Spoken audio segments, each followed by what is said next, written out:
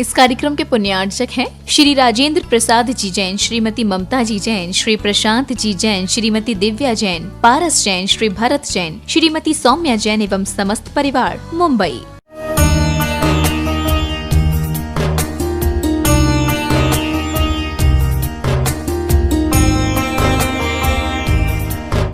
ओम नमः सिद्धेभ्यः। ओम नमः सिद्धेभ्यः। मंगलम भगवान वीरो मंगलम गौतमो गणे मंगलम कुंद कुंदाद्यो जैन धर्मोस्तु मंगलम। सर्वमंगल मांगल्यम सर्वकल्याणकारकम प्रधानम सर्वधर्माणां जैनम जयतु शासनम। अहिंसा परमो धर्म की, महावीर भगवान की।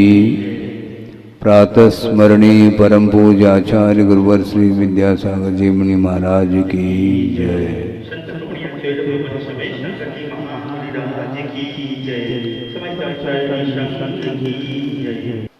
66 सागर तक 66 दिन तक जो दिव्य ध्वनि नहीं खिरी थी, दिव्य ध्वनि खिरी है। इस प्रकार ये चर्चा का विषय है। और क्यों नहीं खिरी थी, इसका स्पष्टीकरण आपके सामने रखा था कि गणधर परमेष्टि के उपस्थिति नहीं होने के कारण दिव्य ध्वनि नहीं खिरी। सामान्य रूप से वस्तु तत्व का बोध होना अलग वस्तु है। सम्यक ज्ञान चारों गति में पाया जा सकता है, क्योंकि सम्यक की उत्पत्ति चारों गति में होती है और उस सम्यक ज्ञान के माध्यम से वस्तु का बोध हो सकता है, इसमें कोई संदेह नहीं। किंतु वस्तु तत्व की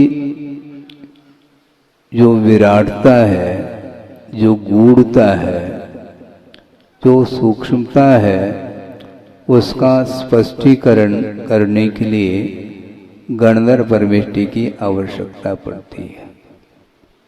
द्वादशांग की रचना गणधर परमेष्टि ही करते हैं। वे श्रुत केवली माने जाते हैं। श्रुत केवली अन्य भी हो सकते हैं समोशरण में, किंतु गणधर पद ये अपने आप में सर्वोच्च पद माना जाता है।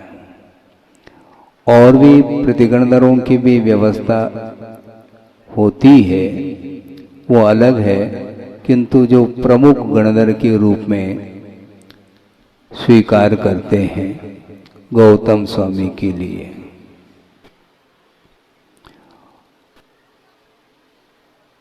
और द्वादशांग की रचना एक अंतर्मूर्त में वो कर लेते हैं, घंटों नहीं लगता।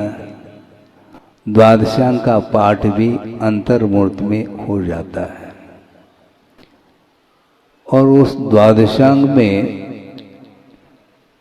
सारा का सारा जो वर्णन आता है, 7 तत्वों की अपेक्षा से, 9 पदार्थों की अपेक्षा से, 6 द्रव्यों की अपेक्षा से, 5 अस्तिकाय की अपेक्षा से, वो सारा सारा विषय द्वादशांग में समाहित हो जाता है।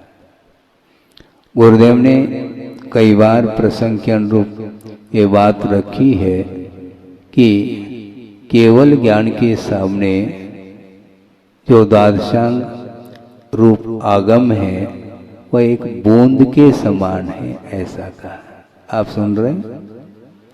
केवल ज्ञान के सामने द्वादशांगात्मक जो आगम है, द्रव्यागम है, वह एक बूंद के समान है। गुरुदेव ने उपमा दी थी कि वर्तमान में जैन सिद्धांत प्रवेशिका आप लोगों ने पढ़ी हो, गोपाल दास जी बरैया पंडित जी हुए, उन्होंने उसका निर्माण किया। और वह जैन सिद्धांत प्रवेशिका षटखंड आगम के सामने बूंद के समान है। उसी प्रकार द्वादशांग के सामने षटखंड आगम भी बूंद के समान है। और द्वादशांग पूरा पूरा जो सकल श्रुत है वह केवल ज्ञान के सामने वो बूंद के समान है। क्योंकि श्रुत ज्ञान के माध्यम से और मति ज्ञान के माध्यम से पदार्थ का जो बोध होता है वह सर्वांगीण नहीं होता। एक वस्तु जो अनेकांतात्मक है, अनेकांत का स्वरूप क्या है इसको भी हम संक्षेप से समझते हैं।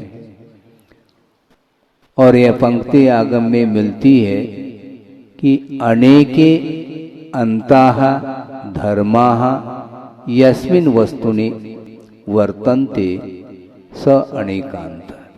जिस वस्तु में अनेक अंत, अंत का अर्थ यहाँ पर अंत नहीं लेना, अंत का अर्थ धर्म लिया है।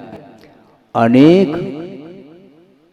धर्म जिसमें समाहित हो, जिस वस्तु में वह वस्तु अनेकांतात्मक हुआ करती है। सामान्य विशेषात्मकम वस्तु, इस प्रकार वस्तु की परिभाषा भी मिलती है।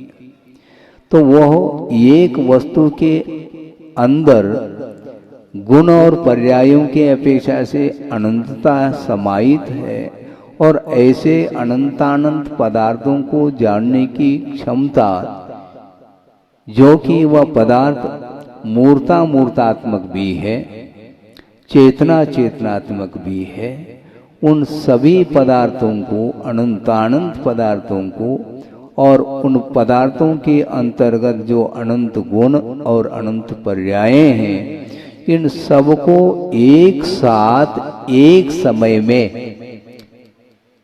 केवल ज्ञान के माध्यम से पदार्थ जानने में आता है। तज्जयति परम ज्योति समम समस्तैरनंत पर्यायै दर्पण तल इव सकला प्रतिफलति पदार्थ मालिका यत्र। यत्र ज्योतिषी पदार्थ मालिका प्रतिफलति समम समस्ते अनंत पर्याय। अनंत पर्यायों के साथ वो सारा का सारा वह पदार्थ जो माला के रूप में कहा है वह प्रतिफलति कुत्र यत्र ज्योतिषी, जिस केवल ज्ञान रूपी ज्योति में वो सारे सारे पदार्थ प्रकाशित हो रहे हैं एक समय में। क्योंकि केवल ज्ञान क्रमिक नहीं हुआ करता, क्रम से पदार्थों को नहीं जानता वो केवल ज्ञान। क्रम से यदि जानेगा तो संपूर्ण पदार्थों को जानने के लिए अनंत काल भी लग जाए तब भी वो सारे सारे पदार्थ जानने में नहीं आ सकते।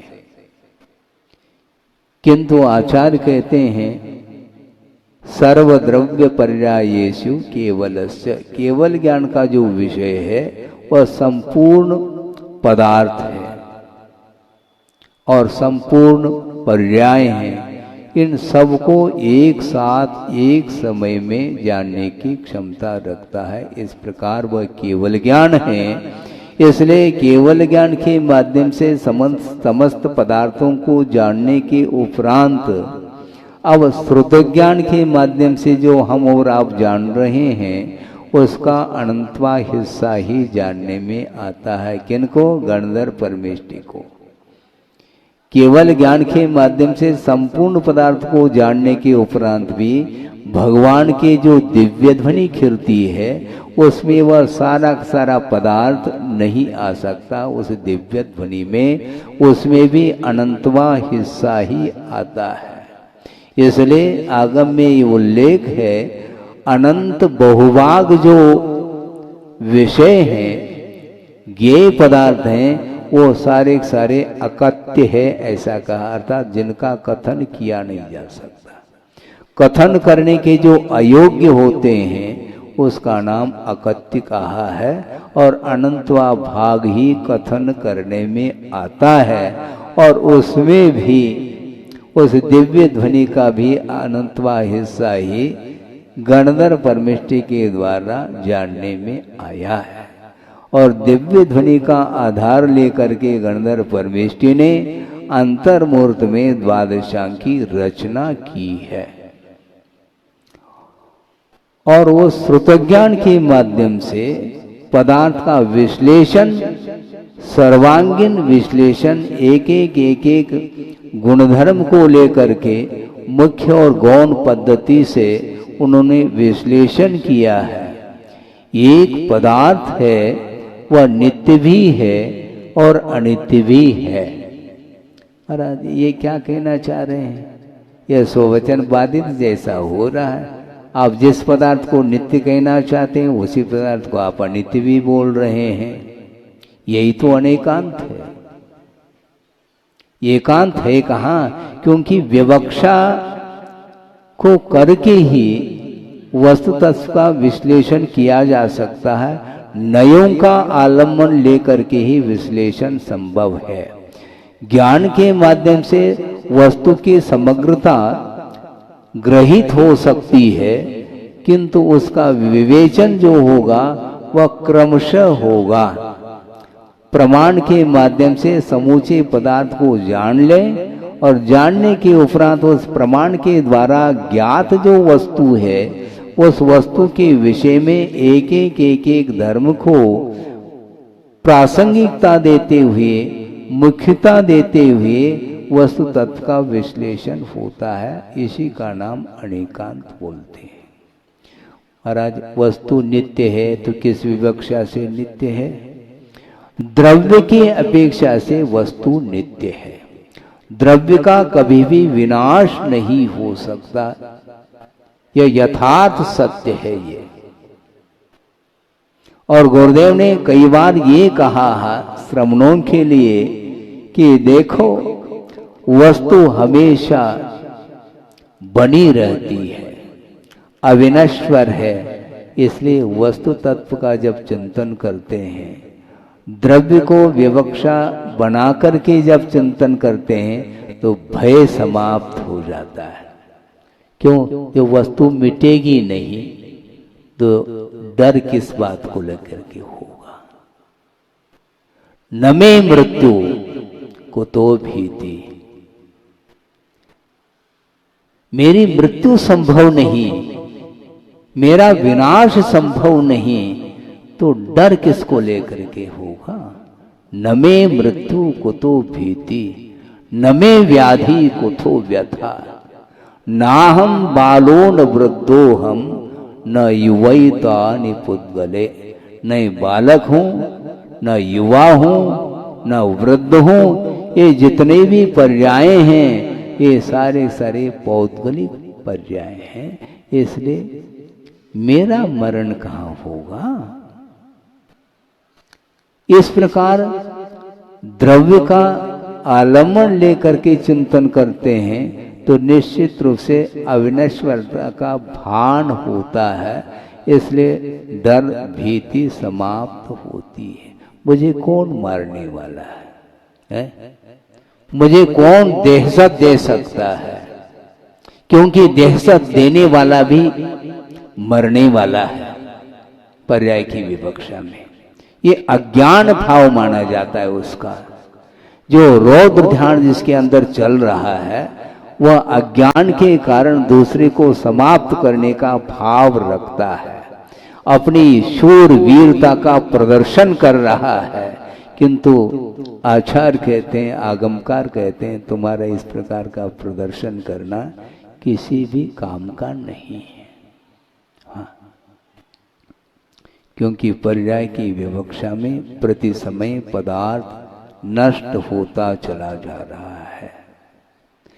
तरंग की भांति है, सरोवर में तरंगे लहरें उत्पन्न होती रहती हैं और एक क्षण में विलीन हो जाती हैं।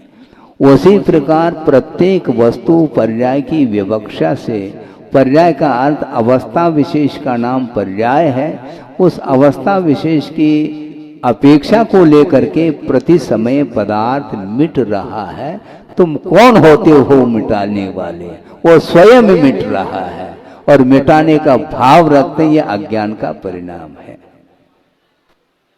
आक्रमण हो जाता है, पर चक्र का आक्रमण, हाँ ठीक है करते रहो। एक दूसरे के ऊपर आक्रमण करने की ये आदत है, ये अज्ञान का परिणाम है, मोह की परिणति के कारण इस प्रकार हो रहा है, उसे ज्ञात नहीं है लेकिन करता है वो इस प्रकार। किंतु आचार्य कहते हैं ये वस्तु व्यवस्था है, इसलिए पर्याय का आलम्बन लेकर के चिंतन करते हैं तो क्या होगा? द्रव्य का आलम्बन लेकर के चिंतन करते हैं तो भीति समाप्त हो गई, क्योंकि द्रव्य अविनश्वर है।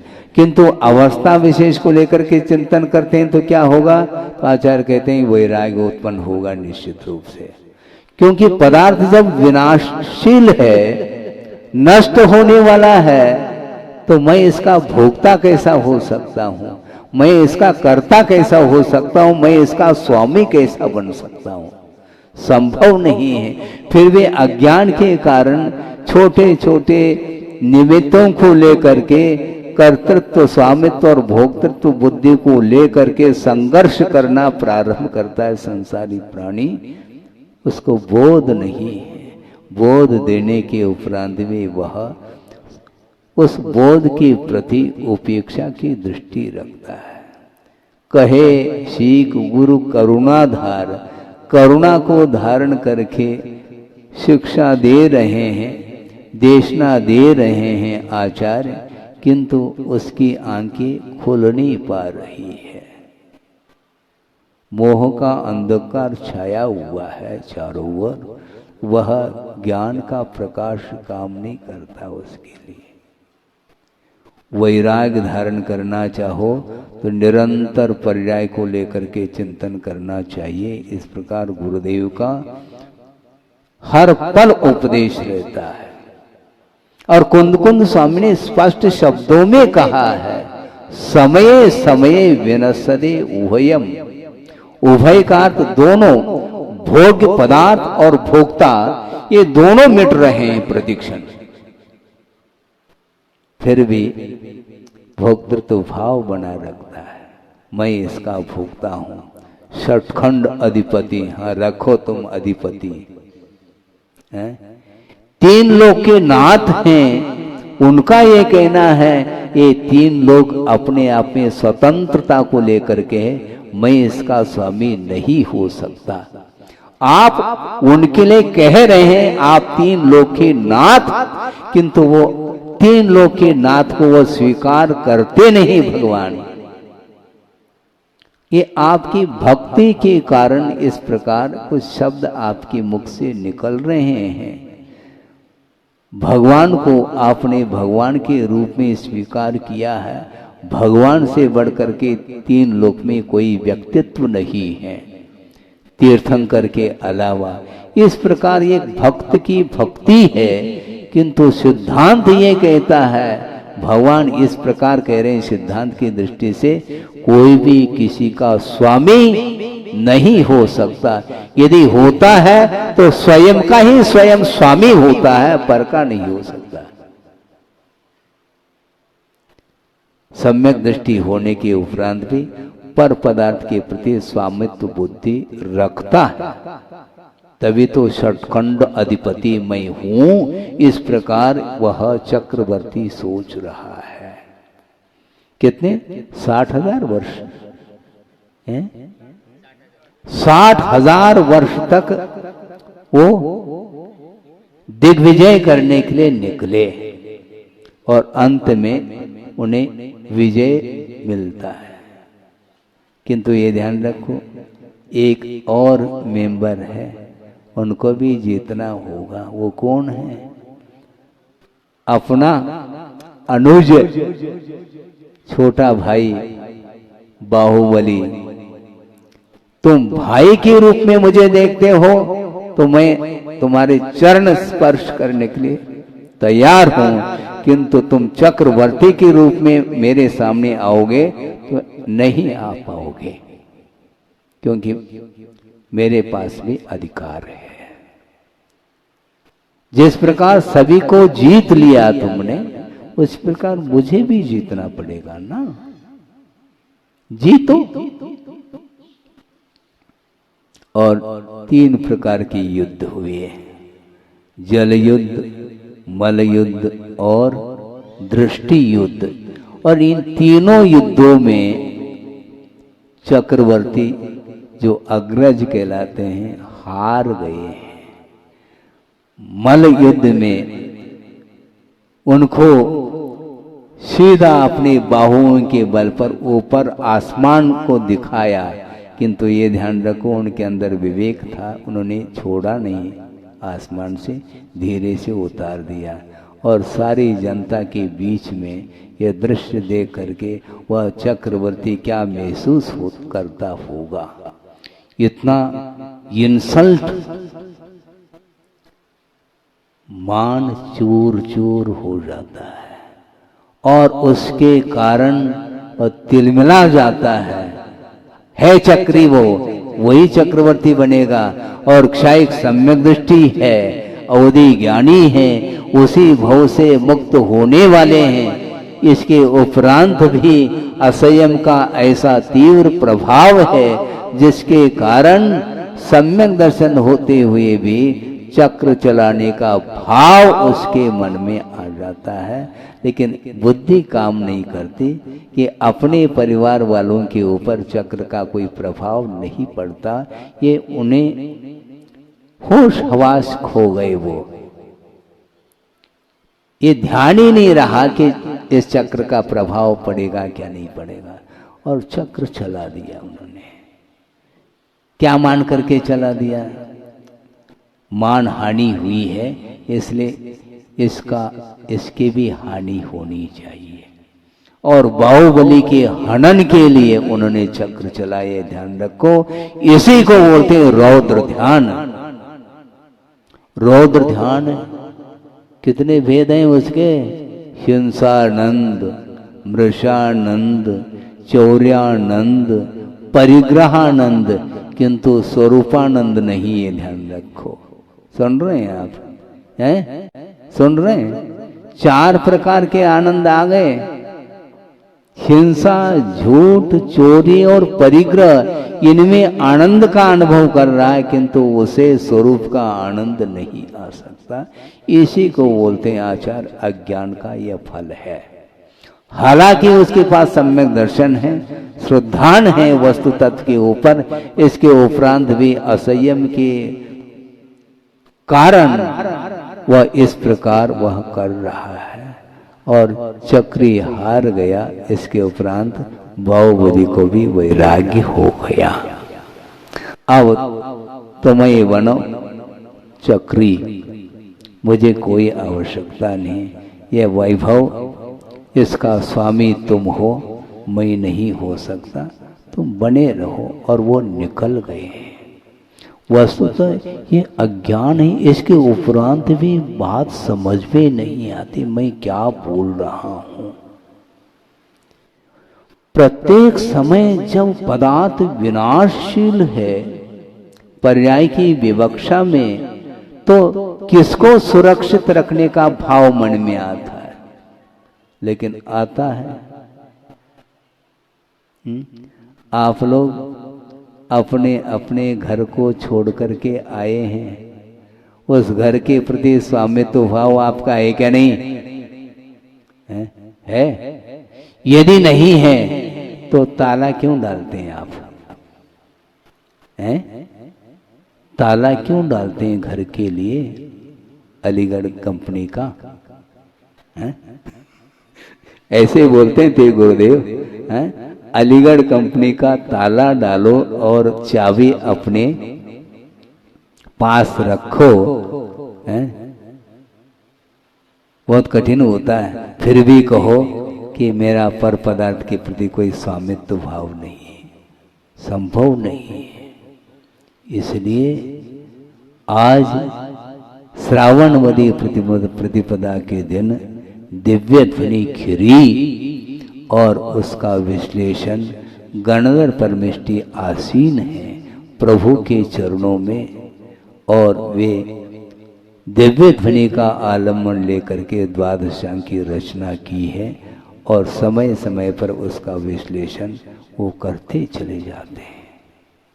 किंतु स्वाभिमान में दीनहीनता का अभाव, याचक वृत्ति का अभाव, याचना परिचय विजय प्राप्त करता है। वो जो स्वाभिमानी होता है वो कभी भी एक एक पाई पाई के लिए हाथ नहीं पसारता वो किसी के सामने। वृषभनाथ भगवान ने 6 महीने के लिए अनशन तप को अंगीकार कर लिया, संकल्प पूर्वक तप किया। इसके उपरांत 6 महीने तक उन्हें लाभ नहीं हुआ आहार का। इसके उपरांत वो मौन है। बोलना चाहे तो बोल सकते हैं, आहार की विधि बता सकते हैं जनता को, क्यों नहीं बताते? नहीं, उनका संकल्प है आजीवन मौन, हम बोलेंगे नहीं। आहार मिल जाए, विधिवत मिल जाए तो हम ले लेंगे। वह प्रतिदिन निकलते हैं आहार के लिए, लेकिन आहार नहीं मिल रहा है। तीव्र अंतराय कर्म का उदय चल रहा है, इसलिए आहार नहीं मिल रहा है, अलाभ होता चला जाता है। 6 महीने तक तो संकल्प पूर्वक अनशन किया, उपवास किया, और 6 महीने तक लगातार अलाभ होता रहा। इसके उपरांत भी स्वाभिमान जागृत है। इसको बोलते हैं सिंह वृत्ति। सिंह वृत्ति का अर्थ सिंह के समान दहाड़ना नहीं होता किसी के सामने। सिंह वृत्ति का अर्थ जो, इसको क्या बोलते हैं? कभी आप भयो बलहीन, जो बलहीन होता है उसके ऊपर अपना बल का प्रयोग करना, इसका नाम सिंह वृत्ति नहीं। सिंह वृत्ति का अर्थ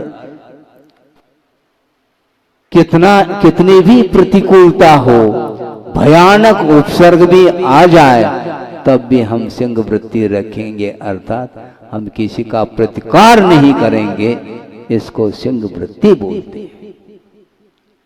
इसको वीरचर्या बोलते हैं। जनलिंग को धारण करने की सार्थकता इसमें है। दहाड़ने का नाम सिंह वृत्ति नहीं। उपसर्ग भयानक भी हो जाए, 700 मुनियों के ऊपर उपसर्ग होता रहा, किंतु शांत भाव के साथ सहन करने, कोई प्रतिकार नहीं। प्रतिकार का मन में भाव तक नहीं, प्रतिकार करना तो बहुत दूर की बात है। पुण्य का उदय था, विष्णु कुमार आ गए और उन्होंने उपसर्ग को दूर किया, किंतु उपसर्ग को दूर करने वाला कोई नहीं आ रहा। कब आएंगे, ऐसा कोई भी भाव नहीं। क्यों? दीनहीनता का अभाव है। इसको बोलते हैं स्वाभिमान। और अभिमान अलग होता है। स्वाभिमान में भीति नहीं, कोई डर नहीं, और ना कोई इच्छा, कोई अपेक्षा नहीं। इसलिए याचना नहीं। मिल जाए तो ठीक, नहीं मिल जाए। महाराज आहार के लिए उठते हैं मुनि महाराज, तो बिना इच्छा के उठते हैं क्या? इच्छा की बिना इच्छा के थोड़ी उठते हैं। आहार संज्ञा है, आहार लेने की इच्छा है। क्यों? क्षुधा रोग निवारणा है। नैवेद्यम आप लोग बोलते कि नहीं? तो क्षुधा लगी है, 6 महीने तक अनशन किया, अब नहीं, अब तो आहार के लिए उठना है। इच्छा पूर्वक उठ रहे हैं, किंतु विधिवत आहार यदि मिलेगा तो मैं लेऊंगा, इसके अदरवाइज नहीं, इसके अलावा मैं नहीं ले सकता। मांगने की बात ही नहीं। यहां पर थाली सामने लेकर के खड़ा है, दाता मान लो, और मुनि महाराज को प्रदान करके ले गया है। थाली हाथ में है, और हाथ में होते हुए भी वह भूल रहा है किसी वस्तु को देने के लिए। उस समय हम उसको याद दिला दें, इशारा कर दें, क्योंकि समझदारों के लिए इशारा काफी कहा है, तो हम इशारा नहीं दे सकते हैं, क्योंकि इशारा हो जाएगा फिर वो काम गड़बड़ हो जाएगा। इशारा संकेत संभव नहीं, उस तरफ देखेंगे तक नहीं हम। आपकी थाली की ओर हमारी दृष्टि नहीं रहेगी, हमारी दृष्टि केवल कर पात्र की ओर रहेगी। जो दाता नवधा मुक्ति पूर्वक दे रहा है उसका विधिवत संशोधन करके हम लेंगे।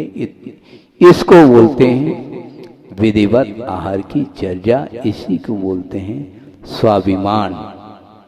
इच्छा नहीं, याचना नहीं, दीनहीनता का अभाव, सो स्वाभिमान। ये स्वाभिमान की परिभाषा, इसको लिख करके रखिए। हाँ, इसलिए 22 परिसरों में याचना परिचय के ऊपर विजय प्राप्त करते हैं। कौन? श्रमण लोग। कोई अपेक्षा नहीं रखते,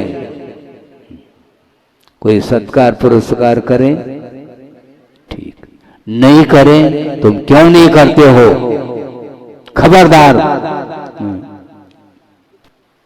ये ठीक है क्या श्रमण के लिए? श्रमण अखाड़े में आकर के उतर जाए, संभव नहीं है ये श्रमणत्व नहीं है ये। इसलिए श्रमण पद को अंगीकार करने के उपरांत आचार्य कहते हैं बहुत रिस्क है ये। श्रमण पद को अंगीकार किए बिना यदि मान लो गृहस्थ अवस्था में यदि कोई पाप का अर्जन होता है तो वह धर्म क्षेत्र में वह बहुत जल्दी समाप्त हो सकता है, वह पाप धुल सकता है। किंतु धर्म क्षेत्रे कृतम पापम वज्रलेपो भविष्यति कहते हैं। अन्य क्षेत्रे कृतम पापम धर्म क्षेत्रे विनश्यति। अन्य गृहस्थ आश्रम में जो कुछ भी पाप किया गया है, पाप का अर्जन हुआ है, वह धर्म की आराधना करते समय वह धुल जाता है, नष्ट हो जाता है। किंतु धार्मिक क्षेत्र में कदम रखने के उपरांत यदि मान लो वह पाप करता है तो वह वज्र लेपो भविष्यति कहा। अलर्ट हो जाइए आप। हाँ, इसलिए कुंद कुंद जैसे श्रमण और अपने गुरुदेव बार बार श्रमण के लिए सचेत कर रहे हैं। श्रमण पद को अंगीकार किया है, तुमने ये ध्यान रखो, लेकिन सावधानी के साथ चलना है। इधर उधर देखते हुए, इधर उधर बातें करते हुए नहीं चलना, अलर्ट होकर के चलो। 5 समिति है, पालन करो। भाषा समिति का पालन करो। कठोर वचनों का प्रयोग, कर्कश वचनों का प्रयोग, असभ्य वचनों का प्रयोग, नहीं बोलने योग्य वचनों का प्रयोग, ये श्रमण के लिए शोभनीय नहीं। हाँ, इसीलिए श्रमण पद को अंगीकार करना सरल है क्या है? सरल तो है, किंतु पालन करना बहुत कठिन होता है। इसलिए 2 पंक्ति हमने ब्रह्मचारियों के माध्यम से सुनी थी। ये सामने जो छुल्लक बैठे हैं, ये ब्रह्मचर्य अवस्था में गुरुदेव के दर्शन हेतु गए थे और उन्होंने 2 पंक्ति इनके सामने रखी, कम से कम ध्यान आ जाए। उन्होंने ये कहा, मोक्ष मार्ग जटिल तो है किंतु कुटिल नहीं। फिर से दोहराएं, मोक्ष मार्ग जटिल तो है किंतु कुटिल नहीं है, क्योंकि मोक्ष मार्ग में भी यदि कुटिलाई आ जाएगी तो वह स्खलित हो जाएगा। मोक्ष मार्ग उसका टिक नहीं पाएगा। इसलिए कभी भी भूल करके भी छोड़ी हुई वस्तु, त्यक्त पदार्थ के प्रति स्वामित्व का भाव कभी भी नहीं आना चाहिए, स्वप्न में भी। क्योंकि स्वामित्व का भाव आ गया तो परिग्रह संज्ञा आ गई, और परिग्रह का अर्थ मूर्छा होता है, और वह परिग्रह पतन के लिए कारण माना है। समस्त पापों में यदि कोई अनर्थकारी यदि कोई पाप है तो वह परिग्रह को स्वीकार किया है। इसलिए निष्परिग्रही जो श्रमण होता है वो कभी भी निरंतर धर्म ध्यान के अलावा वो कुछ नहीं करता। शुक्ल ध्यान संभव नहीं है, कोई बाधा नहीं, किंतु धर्म ध्यान से हमें च्युत नहीं होना चाहिए। बड़े बड़े परिचय और उपसर्ग भी आ जाए तो उसको सामना करते हुए अहंकार भाव को छोड़ करके, दीनहीन भाव को छोड़ करके, अभिमान को छोड़ करके एकमात्र साम्य भाव में लीन होता है तो वह श्रमणत्व उसका निखर करके आता है और उसके लिए अत्यल्प काल में उसको केवल ज्ञान की उपलब्धि होगी। केवल ज्ञान को प्राप्त करने के लिए साधना बताई गई है और इस पथ पर आरूढ़ होकर के पुनः मुड़ मुड़ करके पीछे की ओर देखता है तो कभी भी वह मोक्ष मार्ग बहुत लंबा चौड़ा है, समय आपका हो रहा है, ज्यादा समय लेना उपयुक्त नहीं समझता हूँ। किंतु वीर शासन जयंती के दिन गणधर परमेष्ठी ने जो देशना दी है, अद्भुत देशना है, उनकी देशना के सामने हम क्या दे पाएंगे? अपने पास है कहाँ देने के लिए? थोड़ा सा है नहीं अपने पास ज्ञान और उछलने लगे हम, बैठे बैठे तारे तोड़ने लगे, खड़े होकर के भी नहीं, हाँ बैठे बैठे इतना अहंकार आ गया, ठीक नहीं। क्योंकि अहंकार के माध्यम से, मद के माध्यम से सम्यक दर्शन मलिन होता है और सम्यक दर्शन हो तो मलिन होगा, यदि सम्यक दर्शन नहीं है तो मलिन क्या होगा? सुन रहे हैं क्या? नहीं, सम्यक दर्शन हो तो मलिन होगा, यदि नहीं है तो मलिन क्या होगा? मिथ्या दर्शन तो मलिन हमेशा रहता है? मिथ्या दर्शन में निर्मल मिथ्या दर्शन ऐसा होता क्या है? भद्रता आ सकती है, भद्र मिथ्या दृष्टि, ऐसा उपयोग तो किया शब्दों का, किंतु निर्मल मिथ्या दृष्टि, अरे वो मिथ्या तो हमेशा कलुषित भाव को लेकर के ही रहता है। इसलिए मैं इतना ही पर्याप्त समझता हूँ कि दिव्य ध्वनि सुन करके भगवान करके जात वैर जिसको बोलते हैं, जन्म जात जिसके अंदर वैर है, भाव है, क्रूरता है, इसके उपरांत में समूह शरण में प्रवेश करते ही वह परस्पर का वैर भाव समाप्त हो जाता है। सोचो, जिनको आप पशु बोल रहे हैं, तिरंज बोल रहे हैं, किंतु उनका वैर भाव भी जब समाप्त हो रहा है, ये किसका प्रभाव है? ज्ञान का नहीं है, ध्यान रखो, यह संयम का प्रभाव है, यह समता का प्रभाव है, यह निर्मल रत्नत्र की आराधना का प्रभाव है। रत्नत्र की आराधना के फलस्वरूप केवल ज्ञान को जिन्होंने प्राप्त कर लिया, ऐसे वीर प्रभु के समूह शरण में 12 सभाएं लगी हैं और उसमें तिर्यंच भी बैठे हुए शांति के साथ सुन रहे हैं। आप ही सुन रहे हैं ऐसा नहीं, वो तिर्यंच हो करके भी वैर भाव को छोड़ करके सरलता के साथ सुन रहे हैं। उनके अंदर तो वक्रता बनी रहती है, किंतु वीतरागता का इतना जबरदस्त प्रभाव पड़ जाता है, अपने वैर को वो भूल जाते हैं और नेवला और सर्प एक स्थान पर है, गाय और व्याघ्र एक स्थान पर है। ये सब क्या है? यहाँ पर मिल करके आत्मीयता के साथ परस्पर में वार्ता नहीं हो पा रही है, तो वहाँ पर कितना प्रभाव पड़ रहा है? ये सारा प्रभाव यह वीतरागता का है, जिनलिंग का प्रभाव है। इसलिए जिनलिंग के माध्यम से उन्होंने जो प्रभावना असंख्य जीवों की कल्याण के लिए वो निमित्त हुए वीर प्रभु, और वो धन्य है उनका जीवन। बार बार उनकी स्तुति, उनकी वंदना हम करते हैं। अपने शेष जीवन को भी हम अहंकार से कोसों दूर रहते हुए एकमात्र उस वीतराग धर्म की आराधना करते रहें, जिसके माध्यम से कल्याण हो सकता है, होता है। अहिंसा परमो धर्म की जय।